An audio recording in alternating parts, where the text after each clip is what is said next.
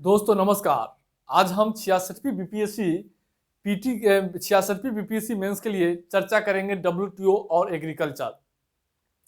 WTO agriculture के तहत जो है हम देखेंगे इससे रिलेटेड जितने भी इशूज है, खाद्य भंडारण या खाद्य सुरक्षा का मामला हो, या डब्ल्यूटीओ के बाद डब्ल्यूटीओ की स्थापना के बाद भारतीय कृषि पर क्या प्रभाव पड़ा है, समझ रहे हैं, या वैश्वीकरण का भारतीय कृषि पर क्या प्रभाव पड़ा है, हम तमाम पहलुओं को देखने का प्रयास करेंगे। तो आज हम जो है इसी पर चर्चा करेंगे। सबसे पहले एक विशेष बात कि अगर आप 66वीं बीपीएससी मेंस के एडवांस तैयारी करना चाहते हैं तो आप टीम GCS-IS का बैच ज्वाइन कीजिए। 75 वीडियो आप 75 PDF में आप एक गुणवत्तापूर्ण और उच्च स्तरीय तैयारी कर सकते हैं। अगर बैच ज्वाइन करना है तो 83 73 98 39 95 पे कॉल या मैसेज करके टेलीग्राम पे आप बैच ज्वाइन कर सकते हैं। इसका चार्ज 2500 रुपया रखा गया है। इसमें 3 फुल टेस्ट है और आपकी तैयारी एडवांस हो जाएगी। तो आइए हम लोग सीधे चर्चा करेंगे डब्ल्यूटीओ एग्रीकल्चर। सबसे पहले जानना जरूरी है कि डब्ल्यूटीओ क्या है। देखिए, डब्ल्यूटीओ की स्थापना गैट के उत्तराधिकारी के रूप में 1995 में किया गया था। 1995 से काम करना शुरू कर दिया है, समझ रहे हैं हम। अब गैट क्या है हम इसके बारे में इसलिए नहीं बता रहे हैं कि चूंकि जो चीज महत्वपूर्ण है उसी पर हम जो है पढ़ाएंगे। चूंकि यह एटम बम बैच है, समझ रहे हैं, फाउंडेशन बैच रहता तो हम सब चीज ओपन करके बताते आपको। तो आइए हम लोग चर्चा को आगे बढ़ाते हैं। डब्ल्यूटीओ एग्रीकल्चर, आइए तो डब्ल्यूटीओ की स्थापना जो है गैट के उत्तराधिकारी के रूप में की गई थी। डब्ल्यूटीओ के मुख्य कार्य है वस्तु और सेवाओं का अंतर्राष्ट्रीय व्यापार नियम आधारित हो, वस्तुओं और सेवाओं के उत्पादन और व्यापार के लिए वैश्विक व्यापार समझौता प्रस्तुत करना, सदस्य देशों के व्यापारिक विवादों को निपटारा करना, सदस्य देशों के लिए बढ़ता मंच उपलब्ध कराना, समझ रहे हैं, सदस्य देशों के लिए, और तकनीकी सहायता क्षमता निर्माण कार्यक्रम के माध्यम से विकासशील देशों को सहायता प्रदान करना, इसके कार्य है, समझ रहे हैं, इसके कार्य है। इसके अलावा जो है यह जो है राष्ट्रीय व्यापार नीति विभिन्न देशों के व्यापार नीतियों की समीक्षा भी करता है। तो यह उसके मुख्य कार्य है। अब आइए हम लोग एग्रीकल्चर ऑन एग्रीमेंट पर चर्चा करेंगे। तो एग्रीकल्चर ऑन एग्रीमेंट क्या है? कृषि पर समझौता। डब्ल्यूटीओ के कृषि पर समझौता उरुग्वे दौर के 1994 में उरुग्वे दौर के बर्ताव के दौरान ही किया गया था। डब्ल्यूटीओ के अंतर्गत कृषि पर समझौते के तहत 3 बातों पर जोर दिया गया है जो लिखा हुआ है। घरेलू बाजार में प्रवेश को आसान बनाना, घरेलू समर्थन को कम करना यानी सब्सिडी को कम करना, निर्यात सहायता को कम करना। अब प्रश्न है कि घरेलू बाजार में प्रवेश को आसान बनाने का क्या अर्थ है? तो घरेलू बाजार में प्रवेश को आसान बनाने का आप सरल शब्दों में समझिए। मान लीजिए यह मोहन का घर है और यह सोहन का घर है, ठीक है। सोहन क्या किए हुआ है, अपने घर में जो है मोहन के यहाँ से जो है अधिकतम चावल का आयात नहीं कर सकता है और यह कहता है कि हम अधिकतम 50 किलो ही चावल आयात कर सकते हैं, 50 किलो, समझ रहे हैं। और मोहन कहता है कि नहीं, हम 100 किलो आयात करेंगे। और क्या कहा है, मोहन के 50 किलो पर भी 20% शुल्क लगा दिए हुआ है। यानी प्रतिबंध है 2 प्रकार के, एक शुल्क लगा दिया हुआ, एक सीमा निर्धारित कर दिया है कि इतना ही चावल का आयात होगा। इससे क्या होता है कि व्यापार में अवरोध होता है। अब मान लिया अमेरिका चाहता है या मोहन चाहता है कि नहीं, हम सोहन क्या 1 कुंटल 100 किलो चावल का आयात निर्यात करेंगे और हमको जो है निर्यात करेंगे, समझ रहे हैं। लेकिन मोहन सोहन क्या किया हुआ है कि नहीं, सीमा लगा दी हुआ है कि 50% ही हम आयात करेंगे। इसके व्यापार में क्या हो रहा है, अवरोध पैदा हो रहा है। पहले ही डब्ल्यूटीओ कार्य पढ़े हैं कि नियम आधारित जो है व्यापार को जो है यह बढ़ावा देता है, समझ रहे हैं। स्वतंत्र व्यापार को बढ़ावा देना इसका मुख्य उद्देश्य है। तो यह क्या हुआ है कि स्वतंत्र व्यापार में बाधा पैदा कर रहा है। दूसरी ओर सोहन 20% शुल्क भी लगाया हुआ है। यानी मोहन का चावल अगर मान लीजिए 20 रुपये किलो है तो 20 रुपये शुल्क लगा दिए हुआ है, तो 2 रुपया 20 रुपये है तो क्या होगा, बढ़ जाएगा, बढ़ेगा। 20 रुपया शुल्क लगाया हुआ है प्रति किलो, तो 40 रुपये हो जाएगा। 20 रुपये इसका चावल है, अब 20 रुपया शुल्क लगाया हुआ है प्रति किलो पर, मान लीजिए, तो 40 रुपये हो जाएगा। अब मोहन के जो घरेलू उत्पादन है मोहन के घर में, वह जो है 20 रुपये उत्पादन हो रहा है। या 15 ही रुपये है, तो मोहन के घर के लोग जो है अपने घर का उत्पादन खरीदेंगे, अमेरिका का सोहन के घर के लोग मोहन का उत्पादन नहीं खरीदेंगे, तो मोहन का उत्पादन जो है 40 रुपये बिक रहा है और इसके घर में 45 से 15 रुपये बिक रहा है। तो वही बात यहाँ है, WTO एग्रीकल्चर ऑन एग्रीमेंट के तहत घरेलू बाजार को प्रवेश को आसान बनाने का अर्थ है कि विकसित और विकासशील देश दोनों मात्रात्मक प्रतिबंध और क्या करेंगे, मात्रात्मक प्रतिबंध और प्रशुल्क में कटौती करेंगे, समझ रहे हैं हम, ताकि विश्व के किसी भी देश का कृषि उत्पाद किसी भी देश में बिक सके। यानी अमेरिका के कृषि उत्पाद भारत में बिना रोक टोक के, बिना प्रशुल्क के, बिना प्रतिबंध के बिक सके, और भारतीय कृषि बाजार जो है वस्तु, भारतीय किसान के उत्पाद अमेरिका के बाजार में बिना रोक टोक, बिना प्रशुल्क के, बिना सीमा के बिक सके। इसलिए इसको आसान बनाया गया है। इसके लिए प्रशुल्क में विकसित देश 2000 तक 36% कटौती करने का प्रावधान है विकसित देशों का, और विकासशील देशों को 2004 तक 24% कटौती करने का प्रावधान किया गया है। दूसरा है घरेलू समर्थन को कम करना, यानी घरेलू सब्सिडी को कम करना।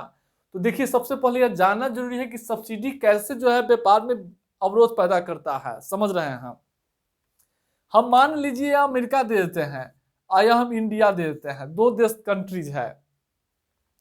अमेरिका क्या करता है, अपने किसानों के, समझ रहे हैं, किसानों के, मान लीजिए हम गेहूं का पहले एग्जाम्पल ले लेते हैं, गेहूं के उत्पादन पे बीज, उर्वरक, सिंचाई पर क्या करता है, सहायता दे रहा है, छूट दे रहा है, बीज जो है सस्ता दे, बीज पर सब्सिडी दे रहा है। बीज अगर बिकता है 50 रुपये तो वह जो है 25 रुपये अमेरिका जो है वहन कर रहा है। सिंचाई जो है वहन कर रहा, सिंचाई का आधा खर्चा दे रहा है, उर्वरक का आधा खर्चा दे रहा है, सब्सिडी, जैसे कि जानते नहीं है आप, सब्सिडी पर जो है गेहूं चावल कैसे 2 रुपये 3 रुपये मिल रहा है सब्सिडी पर, उसी तरीके से। तो अब क्या हुआ है कि इसको जो है अमेरिका के किसान जो है गेहूं का उत्पादन करता है, तो इस सब्सिडी जो के कारण क्या हो, उसका उत्पादन जो है लागत आता है 40 रुपया, इस सब्सिडी के कारण उसको हो जाता है 20 रुपये किलो। क्योंकि भारत के पास संसाधन नहीं है कि भारत सरकार जो है किसानों को फ्री में जो है आधा दाम पर उर्वरक दे, बीज दे या सिंचाई दे, ऐसा भारत के पास संसाधन की कमी है। तो भारतीय किसान उपजाता है तो उसका उत्पादन लागत कितना हो जाता है, अब 40 रुपया है तो इसका उत्पादन जो है लागत 40 रुपया रहता है। अमेरिका के किसान का लागत जो है 40 रुपया है, लेकिन 20 रुपया जो है सब्सिडी दे रहा है उर्वरक, सिंचाई, बीज के माध्यम से। यानी इसका उत्पाद 20 रुपया, इसका उत्पाद 40 रुपया। अब क्या हुआ है कि यह जो है अमेरिका का उत्पाद भारतीय बाजार में आएगा तो सब अमेरिका का उत्पाद खरीदेगा क्योंकि सस्ता है, और भारतीय किसान का उत्पाद नहीं बिकेगा। यानी भारत का व्यापार, भारत का कृषि वस्तु बाजार में, विश्व बाजार में नहीं बिक सकता है, या अमेरिका के बाजार में भी जाएगा तो 45 रुपये हो जाएगा, नहीं बिकेगा। तो सब्सिडी कैसे व्यापार में बाधा उत्पन्न करता है, अब देख लिए। अब हम एमएसपी को लेकर देख लेते हैं, एमएसपी को लेकर एमएसपी कैसे व्यापार में बाधा करता है। देखिए, मान लीजिए अमेरिका में जो है, अमेरिका में किसानों का लागत जो है मान लीजिए 1400 रुपया गेहूं का है, 1400 रुपये कुंटल। अब भारत सरकार तय कर दिया है कि भारतीय बाजार में, समझ रहे हैं, वह गेहूं जो है 1200 रुपये कुंटल बिकेगा, एमएसपी से तय कर दिया हुआ है, एमएसपी पे। अब अमेरिका के गेहूं भारतीय बाजार में वो 1400 रुपया है, यहाँ लाते लाते 1500 रुपया हो जाएगा, वो भारतीय बाजार में बिकेगा। पहले ही एमएसपी का मूल्य जो है, न्यूनतम गारंटी मूल्य है 1200 रुपया। तो अब लोग यहाँ 1200 रुपये वाला गेहूं खरीदेगा, न कि 1400 रुपये वाला अमेरिका का। तो व्यापार में अवरोध पैदा करता है एमएसपी भी, आप देख लिए हैं। तो घरेलू सब समर्थन को यही सब्सिडी है, समझ रहे हैं, एमएसपी सब्सिडी है। तो अब घरेलू समर्थन को दो भागों में बांटा गया है, एक है व्यापार में अवरोध न पैदा करने वाला सब्सिडी, या दूसरा व्यापार में अवरोध पैदा करने वाला सब्सिडी। व्यापार में अवरोध न पैदा करने वाला सब्सिडी को कम करने की वचनबद्धता से मुक्त रखा गया, यानी कटौती नहीं करना है। लेकिन जो व्यापार में अवरोध पैदा करता है अंबर बॉक्स के तहत, उसको अंबर बॉक्स के तहत रखा गया जिसमें कटौती करना है। अब व्यापार में अवरोध न पैदा करने वाले सब्सिडी को भी 3 भागों में बांटा गया है, ब्लू बॉक्स, ग्रीन बॉक्स और स्पेशल एंड डिफरेंशियल बॉक्स। अब ब्लू बॉक्स के अंतर्गत कौन सा सब्सिडी दी जाती है, इसके तहत क्या होता है, किसानों को उत्पादन को सीमित करने के लिए या हानिपूर्ति के लिए जो है ब्लू बॉक्स के तहत सब्सिडी दी जाती है हानि क्षतिपूर्ति के लिए। यानी मान लीजिए कोई किसान का अधिक उत्पादन हो गया है तो अगले वर्ष उत्पादन को नहीं करना है, उसके बदला में जो है उसको जो है सब्सिडी दिया जाएगा उसके बदला में, समझ रहे हैं। और उसके बाद जो है समझे कि नहीं, ब्लू बॉक्स के तहत कैसे होगा। मान लीजिए किसी वर्ष जो है किसान एक ही खेत में जो है 40 बीघा में फूल गोभी का खेती कर लिया है। अगले वर्ष जो है सरकार कह रही है कि नहीं इसको जो है कम करना है, तो मान लीजिए जितना कम करेगी उतना उसको सब्सिडी देना होगा, जो लॉस होगा हानिपूर्ति देना होगा, क्षतिपूर्ति देना होगा, वही सब्सिडी ब्लू बॉक्स के तहत रखा जाता है, इसको कम नहीं करना है।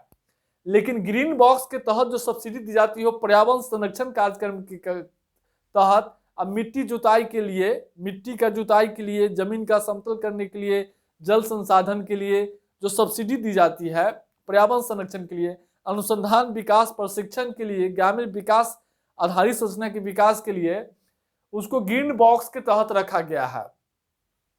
समझ रहे हैं, ग्रीन बॉक्स के तहत जो है उसको रखा गया है। और इस पर जो है इसको भी कटौती नहीं करना है। लेकिन ब्लू बॉक्स के तहत दी जाने वाली सब्सिडी की भी सीमा है, कटौती तो उसको भी नहीं करना है, लेकिन अधिकतम सीमा उसका तय है, लेकिन इसका अधिकतम सीमा नहीं है।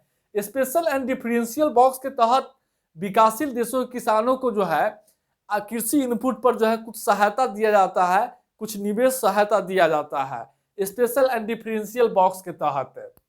अब व्यापार में अवरोध न पैदा करने वाला सब्सिडी देख लिए, ब्लू बॉक्स यानी हानिपूर्ति के लिए, ग्रीन बॉक्स पर्यावरण संरक्षण कार्यक्रम के लिए, स्पेशल एंड डिफरेंशियल बॉक्स विकासशील देशों के किसानों को निवेश सहायता और कृषि इनपुट पर कुछ सहायता दी जाती है। समझ रहे हैं। स्पेशल अब जो है व्यापार को में अवरोध पैदा करने वाले सब्सिडी को अंबर बॉक्स के तहत रखा गया है। अंबर बॉक्स के तहत, जैसा कि आप जानते हैं, अंबर बॉक्स के तहत रखा गया है, यानी इस सब्सिडी को कम करना है। समझ रहे हैं, इस सब्सिडी को कम करना है। इसमें इस अंबर बॉक्स के तहत सब्सिडी को भी दो भागों में बांटा गया है, उत्पाद विशिष्ट सब्सिडी और एक जो है गैर उत्पाद विशिष्ट सब्सिडी। उत्पाद विशिष्ट सब्सिडी में कृषि उत्पादन पर जो सहायता दी जाती है उसको रखा गया है, यानी एमएसपी, भारत के जो समर्थन होता है, भारत एमएसपी, इसी के तहत उत्पाद विशिष्ट सब्सिडी कैटेगरी में आता है। दूसरा है गैर उत्पाद विशिष्ट सब्सिडी, इसमें जो है उर्वरक, बीज, ग्रीन सिंचाई आदि पर जो है जो सहायता दी जाती है उसको। इस दोनों को कटौती करना है, इस दोनों से व्यापार के क्या होता है, अवरोध पैदा होता है। आप समझ लिए हैं कैसे अवरोध पैदा होता है, समझ रहे हैं। लेकिन इसमें एक प्रावधान है, एएमएस जो है एग्रीगेट जो है मेजर ऑफ सपोर्ट। एएमएस के तहत क्या प्रावधान किया है कि विकसित देश अपने उत्पादन मूल्य के 5% और विकासशील देश अपने उत्पादन मूल्य के 10% सब्सिडी दे सकते हैं। लेकिन इससे अगर अधिक सब्सिडी अगर दिया जाएगा तो WTO के धारा के तहत जो है उस पर जो है उसको दंडित किया जाता है, या सदस्य देश जो है इस मामला को WTO के विवाद निपटान पैनल में जो है WTO के अंतर्गत शिकायत कर सकता है। समझ रहे हैं, यानी विकसित देश 5% अधिक सब्सिडी नहीं दे सकता है उत्पादन मूल्य का, विकासशील देश 10% से अधिक सब्सिडी नहीं दे सकता है। यह प्रावधान है इसमें, समझ रहे हैं। और एएमएस के तहत अब हम लोग जो है इस सब्सिडी को तो देखिए लिए, अब विवाद इसी पे है, सारा विवाद जो है इसी पर है। अगर आप इसको समझ लिए हैं तो समझिए जो है समझ गए पूरा WTO एग्रीकल्चर, समझ रहे हैं। अंबर बॉक्स तो अब जो है यह प्रावधान है। अब अगला प्रावधान है निर्यात सहायता को कम करना। इसमें निर्यात सहायता कैसे जो है व्यापार को विकृत करता है, अवरोध पैदा करता है, स्वतंत्र व्यापार में बाधा है। अब मान लीजिए भारत से 50 कुंटल जो है, मान लीजिए 50 कुंटल गेहूं का निर्यात किया जा रहा है अमेरिका में, लेकिन अमेरिका में वह गेहूं कैसे बिक रहा है, 40 रुपये किलो बिक रहा है। भारत में जो है, भारत में भी वो 40 रुपये बिक रहा था। अब भारत सरकार क्या कर दिया है कि अब हर 1 किलो पर जो है 15 रुपया सब सहायता दे दिए हुआ है, समझ रहे हैं। तो अब जो है 40 रुपये बिक रहा है, 15 रुपये सहायता दिए हुआ है, तो 5 रुपया सहायता भाड़ा में कट जाएगा, तो 30 रुपये होगा। अमेरिका बाजार में 30 रुपये भारत गेहूं हो जाएगा और अमेरिका के गेहूं 40 रुपये बिक रहा है। यानी व्यापार में क्या हो रहा है, एक बाधा पैदा कर रहा है, डंपिंग पैदा कर रहा है। अब जो है वहां भारतीय वस्तु सस्ता हो गया, अमेरिका की वस्तु महंगा हो गया है, तो अमेरिकन जो है भारतीय वस्तु क्रय करेंगे, अमेरिका के किसानों को ऊपर जो है नहीं बिक पाएगा, तो व्यापार में बाधा उत्पन्न करता है। इसलिए प्रावधान है कि विकसित देश 2000 तक 21% जो है कटौती करेंगे निर्यात सहायता में। अब बजट में जो है 36% कटौती करेंगे। विकासशील देश जो 2000 तक 10% निर्यात सहायता में कटौती करेंगे, अब बजट में 24% जो है कटौती करेंगे। यह प्रावधान जो है। अब प्रश्न है कि इस कृषि पर समझौते के भारत पर क्या असर पड़ा है, वह जानना जरूरी है। देखिए, कृषि पर समझौते के भारत पर कई असर जो है पड़ा है। सबसे पहले, और इस समझौते पर देखिए, WTO एग्रीकल्चर के तहत जो है भारत जो है WTO का एक संस्थापक एवं सक्रिय भागीदार देश है और AO पर एग्रीकल्चर ऑन एग्रीमेंट पर हस्ताक्षर करता है। इसके अनुपालन में भारत क्या किया है कि प्रशुल्क में कटौती किया है, मात्रात्मक प्रतिबंधों को समाप्त किया है, घरेलू समर्थन में कमी किया है, जो बीज उर्वरक सिंचाई योग्य पर जो सहायता दी जाती थी उसको कम किया है। MSP में भी धीरे धीरे कटौती होने जा रही है। अब WTO का अभी कृषि कानून को लेकर विवाद हो रहा है, MSP को लेकर, इसी से जुड़ा हुआ मुद्दा है। WTO प्रावधानों के तहत भी MSP को समाप्त किया जाना है, इसलिए किसान को डर है कहीं जो है इसको समाप्त न कर दे। अब कृषि पर क्या प्रभाव पड़ा है, तो सबसे पहले भारत क्या किया है कि जो भी विदेशी किसानों के यानी विदेशी वस्तुओं के आयात पर जो प्रतिबंध लगाया था, विदेशी कृषि वस्तुओं के आयात पर जो शुल्क का प्रतिबंध लगाया था उसको समाप्त कर दिया है, कटौती समाप्त कर दिया है। उसके बाद निर्यात सहायता में कम किया है, कृषि आगतों पर जो सहायता दी जाती थी उसको कम कर दिया है। इसका परिणाम क्या हुआ है समझ रहे हैं, इसके कई जो है गंभीर परिणाम हुए हैं। अब पहला परिणाम जो है देख लीजिए, हम चूंकि जगह कम था हम बोलेंगे, सुनिएगा आप। सबसे पहला प्रभाव है निर्यात आय में गिरावट। अब देखिए, निर्यात आय में गिरावट हुआ है। कैसे गिरावट हुआ है, अमेरिका वगैरह जो है ब्लू बॉक्स ग्रीन बॉक्स के नाम पे अपने किसानों को भारी सहायता दे रहा है, लेकिन भारत के पास संसाधन नहीं है कि वो ब्लू बॉक्स और ग्रीन बॉक्स के तहत सहायता दे सके। इसलिए अमेरिका के किसान के उत्पाद जमीन समतल कर देता है, जुताई कर देता है। अब उसका जुताई का खर्च ऐसे ही बच जाता है, खेत में जल पटा दिया जाता है, सिंचाई ऐसे ही हो जाता है, उसके नाम पे उसको जो है काफी जो है सस्ता हो जाता है। अब विकसित देशों के कृषि उत्पाद काफी सस्ते हो जाते हैं, क्योंकि सब्सिडी देता है ब्लू बॉक्स ग्रीन बॉक्स के तहत। इसके अलावा WTO के तहत जो सब्सिडी में कटौती करना है वह 1986 से 88 के मूल्य के आधार पे।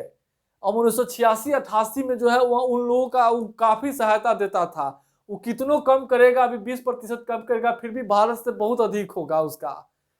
विकासशील देश 13%, चूंकि विकासशील देश के पास संसाधन नहीं है कि अपने किसानों को दे सके, तो उसको कटौती करने के बाद भी उसके पास और सहायता जो है और भी बहुत ऊपर है, तो उसके उत्पाद सस्ता हो जाता है। उसका उत्पाद सस्ता होने के कारण क्या होता है, अंतर्राष्ट्रीय बाजार में कृषि वस्तुओं की कीमत में गिरावट हो जाती है, जिससे भारतीय कृषि वस्तुओं के जो निर्यात होता है उस निर्यात आय में गिरावट हो जाती है। समझ रहे हैं, तो निर्यात आय में गिरावट।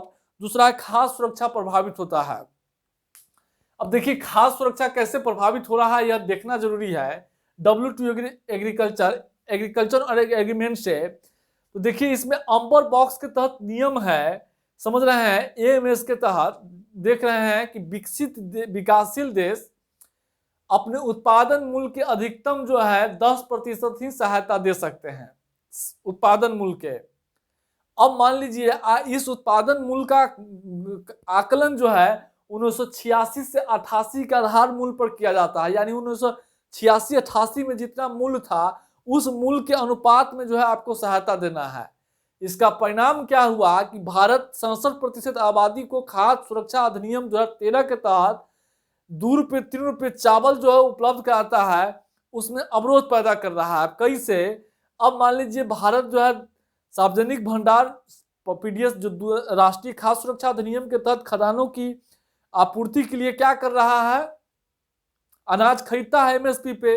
एमएसपी पे खरीदने से क्या होता है, उत्पादन मूल्य का अधिक सब्सिडी हो जाता है, लेकिन आपको 10% ही सब्सिडी देना है।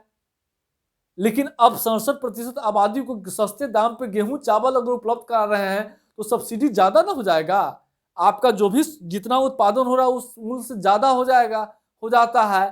तो वह डब्ल्यूटीओ के अंतर्गत दंडित होने का दर है। यह डब्ल्यूटीओ के जो कृषि पर समझौते के प्रावधानों के प्रतिकूल है। तो इससे क्या होता है, विकसित देशों का मांग है कि इससे क्या होता है, व्यापार में विरूपित होता है। अब कैसे विरूपित होता है, मान लीजिए 2 रुपये 3 रुपये चावल गेहूं भारत सरकार उपलब्ध कराता है।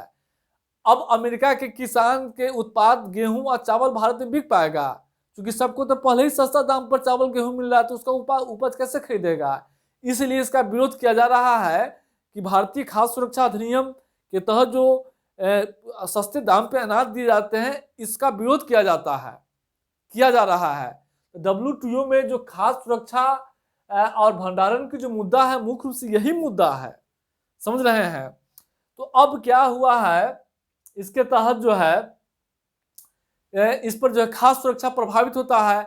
अब मान लीजिए भारत अधिक सहायता देता है तो कोई देश जो है कंप्लेन कर देता है। अब पता चलता है डब्ल्यूटीओ विवाद निपटान, डब्ल्यूटीओ को जो डब्ल्यूटीओ का शिकायत करता है। अब विवाद निपटान पैनल जो है भारत के विरोध में फैसला देता है, कई प्रकार के प्रतिबंधों का सामना करना पड़ता है। तो इसलिए यहाँ मुख्य चुनौती इसी बात को लेकर है, समझ रहे हैं।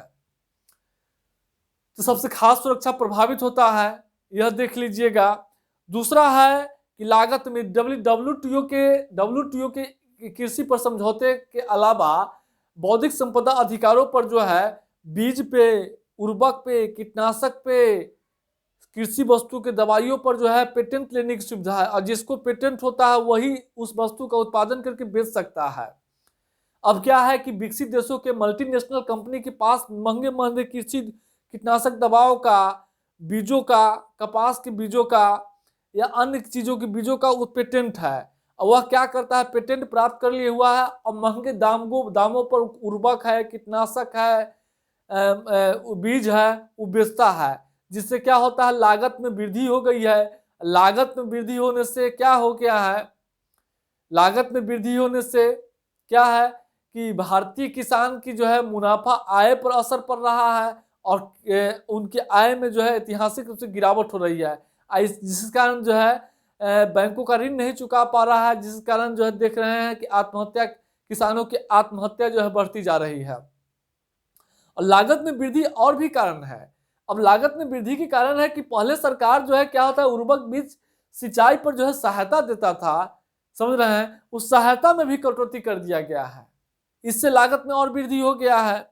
इसके अलावा जो है सस्ते आयात। अब देखिए क्या है कि सस्ते आयात जो है, भारतीय बाजार में सस्ते आयातों का बाढ़ आ गया है। अब मलेशिया से पाम आयल का तेल या अन्य खाद्य तेल आप देख रहे हैं, नारियल का तेल आयात बढ़ गया है इसका। अब देखिए क्या है कि अमेरिका या विकसित देश अपने किसानों को ब्लू बॉक्स, ग्रीन बॉक्स के तहत भारी मात्रा में सहायता देता है।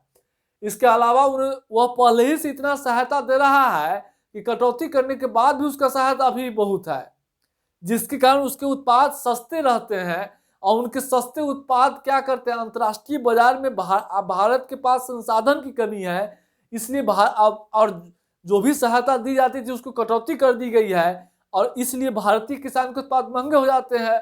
अब यह महंगे उत्पाद अंतर्राष्ट्रीय बाजार में अमेरिका के सस्ते कृषि वस्तुओं से, अमेरिका के सस्ते गेहूं से भारतीय महंगे गेहूं प्रतिस्पर्धा में पिछड़ जाता है। इसके अलावा सस्ते गेहूं, चावल, अन्य जो है जो तेल, खाद्य तेल है, उसका आयात भारत में बढ़ गया है, आप देख रहे हैं। तो यह स्थिति जो है सस्ते आयात का बाढ़ हो गया है और भारतीय किसान जो है प्रतिस्पर्धा में पिछड़ रहा है और सरकारी सहायता में गिरावट हो गई है। जैसा कि जानते ही होंगे कि आप जो है एमएसपी और गैर उत्पाद विशिष्ट सब्सिडी को कम करना है। अब WAO पर, एग्रीकल्चर ऑन एग्रीमेंट पर भारत हस्ताक्षर करता है। इसके अनुपालन में क्या किया है कि भारत कटौती किया। इस कटौती करने के कारण क्या हुआ है कि किसानों को जो है, अब जो है किसान अपने ऊपर निर्भर है पूरी तरीके से। पूरी तरीके से अपने ऊपर जो है निर्भर है, समझ रहे हैं।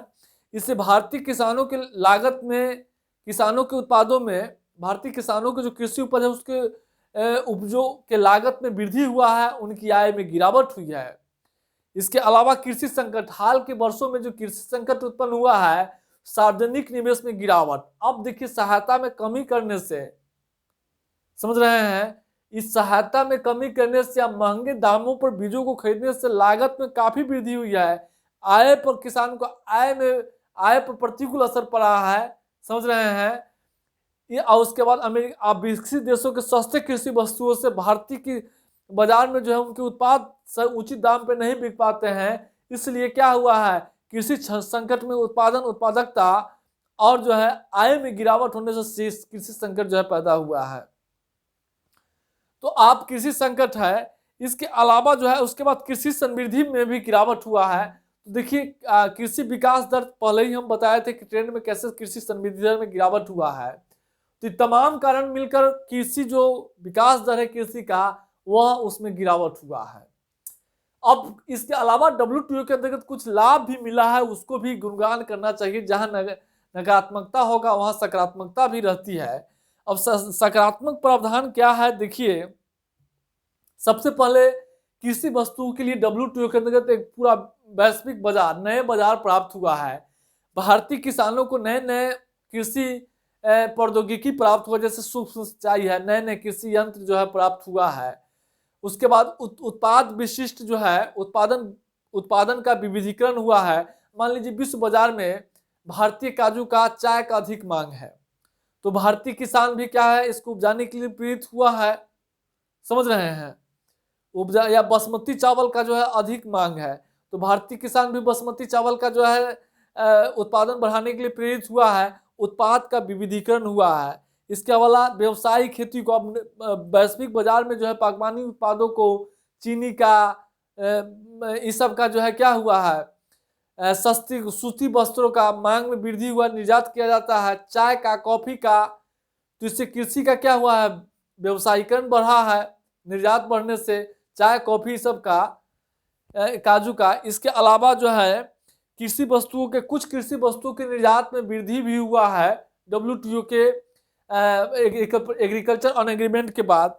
उसके बाद जो है हम लोग देखेंगे कृषि वस्तु के निर्यात का विविधीकरण जो है। अब कृषि वस्तु निर्यात के अलग अलग बाजार प्राप्त हुआ है, तो कुछ लाभ है, PDF में आप देख लीजिएगा। अब हम लोग WTO के अंतर्गत पीस क्लॉज क्या है हम देखेंगे, WTO की खास सुरक्षा के अंतर्गत प्रावधान। अब इस जानने से पहले यह जानना है कि खास सुरक्षा भंडारण का मुद्दा क्या है। देखिए खास सुरक्षा भंडारण का मुद्दा, जैसा कि जानते हैं कि WTO के अंतर्गत प्रावधान है कृषि पर समझौते के तहत कि कोई दो विकासशील देश अपने उत्पादन का मूल्य का 10% से अधिक सब्सिडी नहीं दे सकता है।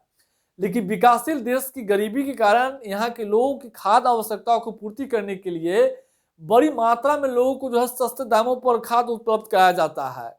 अब बड़ी मात्रा में उपलब्ध कराया जाता है तो सस्ते दामों, मतलब बाजार से MSP पे खरीद के और उसके बाद जो है MSP या वसूली मूल्य पर अनाज को भारत सरकार खरीदती है और 2 रुपये 3 रुपये उपलब्ध कराती है। इससे क्या होता है, समझ रहे हैं, और देश के 67% आबादी को उपलब्ध कराया जाता है। इससे जो सब्सिडी हो जाता है उत्पादन मूल्य का जो है बहुत अधिक हो जाता है। लेकिन WTO के अंतर्गत नियम है कि वह उत्पादन मूल्य के 10% की सब्सिडी दे सकता है, लेकिन उस उत्पादन मूल्य का गणना 1986 से 88 के आधार वर्ष के आधार पर 1986 से 88 के आधार वर्ष के आधार पर की जाएगी उसकी गणना।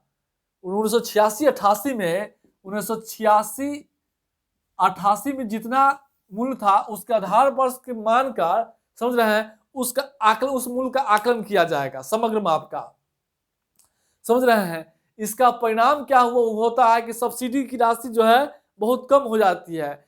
उतना कम सब्सिडी में इतने लोगों को जो है खाद्य संबंधी आवश्यकता सस्ते दामों पर जो है सस्ते दामों पर अनाज उपलब्ध कराना संभव नहीं हो पाता है।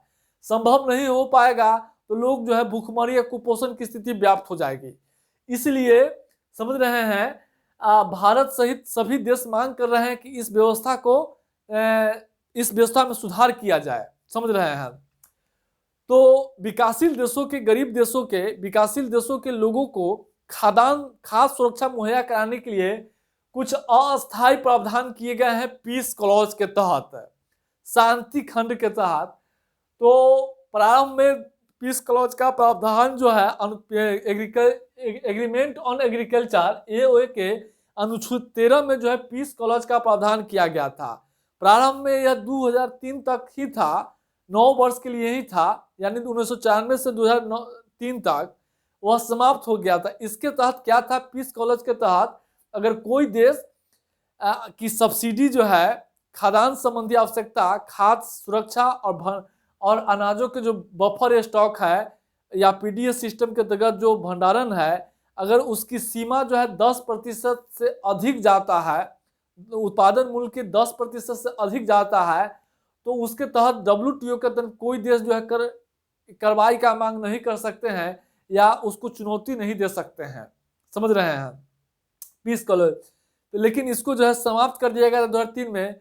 फिर क्या हुआ कि 2013 में बाली कन्वेंशन में इसको पुनः जो है प्रभावी किया गया है। अब और बाली में जो है, और नैरोबी में जो है, सॉरी बाली में किया गया था, उसके बाद नैरोबी में इसकी पुष्टि कर दी गई थी 2015 में। तो पीस क्लॉज के तहत प्रावधान किया गया है अस्थायी रूप से, जब तक WTO के कृषि पर समझौते के तहत खाद्य सुरक्षा, समझ रहे हैं, और सार्वजनिक भंडारण पर जब तक कोई अस्थायी समाधान नहीं निकल जाता है, तब तक विकासशील देश, भारत सहित विकासशील देश अपने नागरिकों की खाद्य सुरक्षा आवश्यकताओं की पूर्ति करने के लिए वह 10% उत्पादन मूल्य की जो 10% सब्सिडी देना है उसका उससे अधिक दे सकते हैं। और इसका चुनौती जो है, इसके तहत WTO के अंतर्गत कार्रवाई नहीं की जाएगी या कोई देश WTO में चुनौती नहीं दे सकता है। समझ रहे हैं। अस्थायी भंडारण, अस्थायी प्रावधान किया गया है। अब मुद्दा क्या है, आप समझ गए हैं क्या मुद्दा है, समझ रहे हैं। अब भारत में कृषि पर समझौते के तहत या खाद्य सुरक्षा सार्वजनिक भंडारण में भारत की क्या मांग है। अब थोड़ा सा भारत की मांग को भी हम लोग जो है देख लेते हैं। यही मांग जो है बहुत महत्वपूर्ण है। भारत का पहला मांग जो हम देखेंगे उसमें भारत का कहना है कि खाद्य सुरक्षा सार्वजनिक भंडारण के लिए अस्थायी समाधान किया जाए। दूसरा मांग है कि भारत कहता है कि खाद्य सब्सिडी की गणना का आधार वर्ष जो 1986 से 88 है उसको बदला जाए। समझ रहे हैं। उसका बदलने की मांग जो पुराना है उस स्तर पर जो है सबको आज उस मूल्य के स्तर पर आज सबको खाद्यान्न उपलब्ध करना संभव नहीं है। समझ रहे हैं। इसके अलावा विकसित देशों द्वारा जो ब्लू बॉक्स और ग्रीन बॉक्स के माध्यम से अपने किसानों को जो सहायता दी जाती है, समझ रहे हैं, उसको जो है कटौती किया जाए। और बहुत विकसित देश क्या करता है कि बहुत सारा सब्सिडी जो अम्बर बॉक्स के तहत जो प्रतिबंध है वो ब्लू बॉक्स और ग्रीन बॉक्स के तहत दे देता है। इसका कारण है कि ब्लू बॉक्स और ग्रीन बॉक्स जो है, ग्रीन बॉक्स का स्पष्ट रूप से परिभाषित नहीं किया गया है, जिसका लाभ वो लोग उठाता है। चूंकि उसके पास अधिक संसाधन है, अधिक पैसा है। भारत जैसे गरीब देशों के पास पैसा नहीं है तो अपने किसानों को जो है इसके नाम पर सहायता दे सके। समझ रहे हैं। जिसका परिणाम हो रहा है कि उनके उत्पाद सस्ते हो जाते हैं। और अगला जो है प्रावधान है, समझ रहे हैं, कि विकसित देशों को, विकसित देशों द्वारा और खाद्य सुरक्षा और सार्वजनिक भंडारण के लिए, आजीविका की सुरक्षा के लिए, ग्रामीण विकास के लिए, समझ रहे हैं, एग्रीकल्चर ऑन एग्रीमेंट में उपयुक्त प्रावधान किया जाए। तो 4-5 प्रावधान पढ़ लिए हैं PDF में, बाकी सब लिखा हुआ है, आप देख सकते हैं। और दोहा विकास एजेंडा हम इसलिए दे दिए हैं PDF में ताकि हो सकता है दोहा डेवलपमेंट एजेंडा जो है क्वेश्चन आ जाए, तो उसको याद रख लीजिएगा, पढ़ लीजिएगा। हम पढ़ा नहीं रहे हैं, उसको आप ऐसे ही देख लीजिएगा। समझ रहे हैं। हम उसमें अनिवार्य लाइसेंसिंग पढ़ाएंगे तो हम दोहा विकास एजेंडा पढ़ाएंगे, लेकिन पढ़कर आप जरूर जाइएगा।